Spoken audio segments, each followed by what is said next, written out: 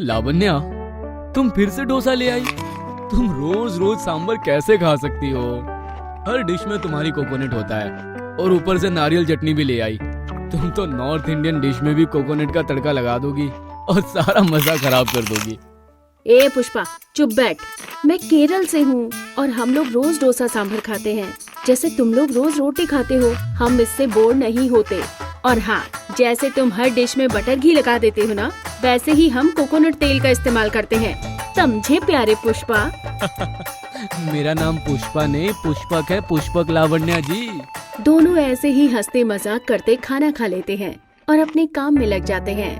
पुष्पक और लावण्या एक बड़ी सी IT कंपनी में जॉब करते थे और बहुत अच्छे से अपनी जिंदगी बिता रहे थे।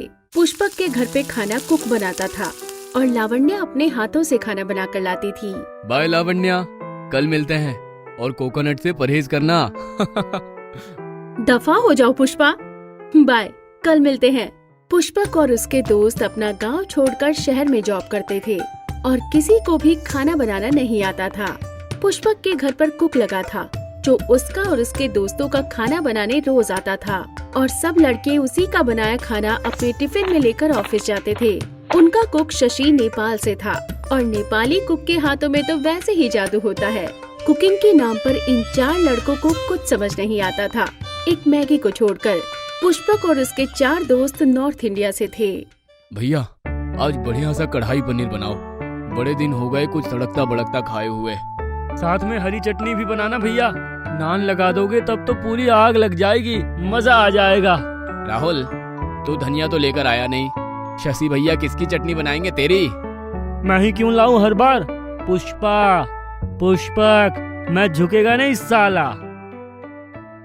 आओ भैया जी, हम गांव जा रहे हैं नेपाल। 2 हफ्ते में लौटेंगे।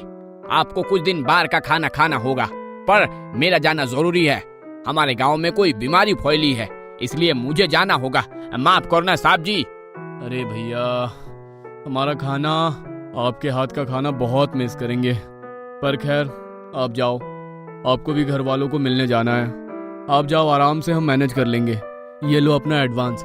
घर जाके अपने परिवार के साथ अच्छा समय बिताना और पशुपतिनाथ को हमारा प्रणाम भी बोलना। जी जी जी भैया जी, जरूर जरूर। ओके ओके भैया जी। अगले दिन लंच टाइम पर हर रोज की तरह लावण्या और पुष्पक खाने पर मिलते हैं। लावण्या अपना डोसा निकालती है और पुष्पक मैगी से भरा डब्बा निकालता है। अरे पुष्पा, आज शशि भैया नहीं आए क्या? तू मैगी क्यों खा रहा है? ये अच्छी नहीं है सेहत के लिए। अरे शशि भैया गांव गए हैं तो कुछ मिला नहीं खाने को, तो मैं मैगी ही ले आया। थोड़े दिन की ही तो बात है, 2 हफ्ते में वो आ जाएंगे। अरे इतने दिन मैगी कैसे खाएगा? कल से मैं तेरे लिए डोसा ले आऊंगी, तू खा लेना। ऐसे मैगी या बाहर का खाना तेरे लिए ठीक नहीं है। अरे नहीं नहीं, कोई ना लावण्या, मैं खा लूंगा मैगी विद कोक, सब डाइजेस्ट कर देती है। पागल मत बन, पेट खराब हो जाएगा। 1-2 दिन की बात नहीं है, 15 दिन की बात है। मैगी तेरा सिस्टम खराब कर देगी और तू झुक जाएगा साला। कल मैं डोसा लेकर आती तेरे लिए।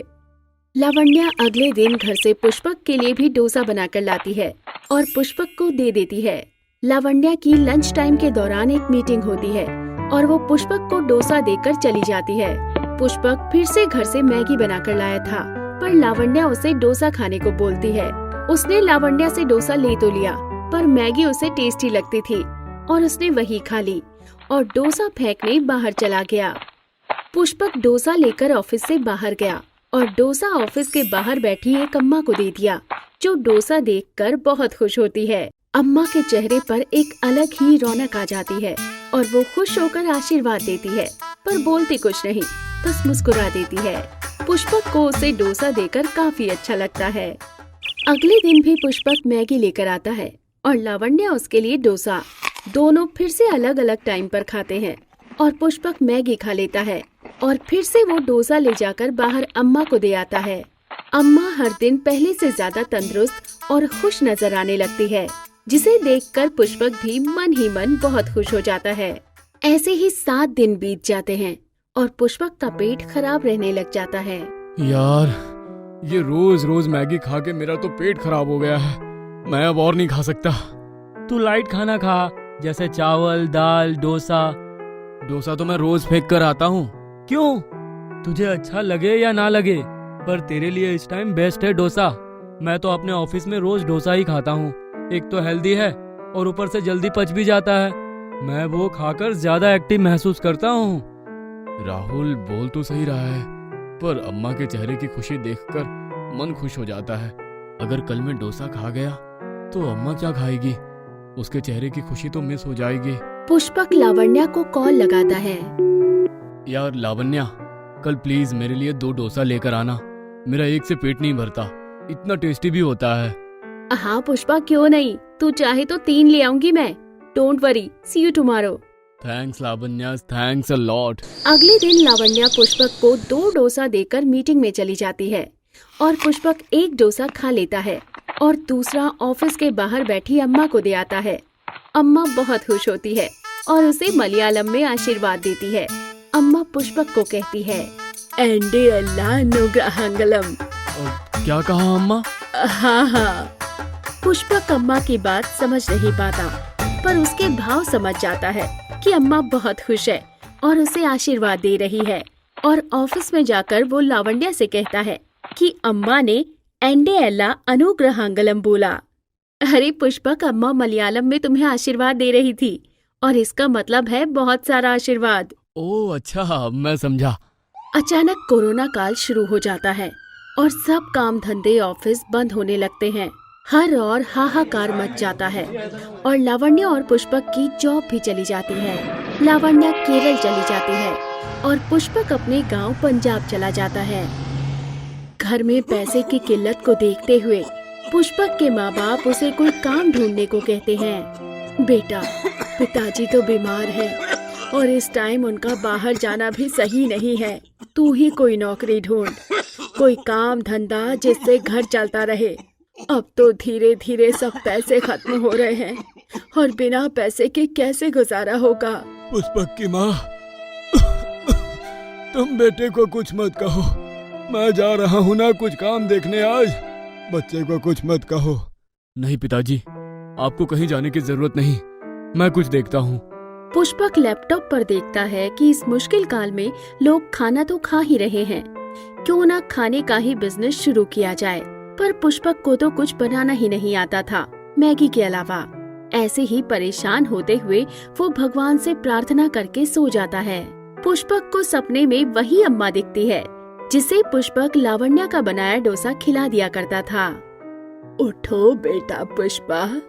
पुष्पक बेटा, तुम डोसा बना सकते हो।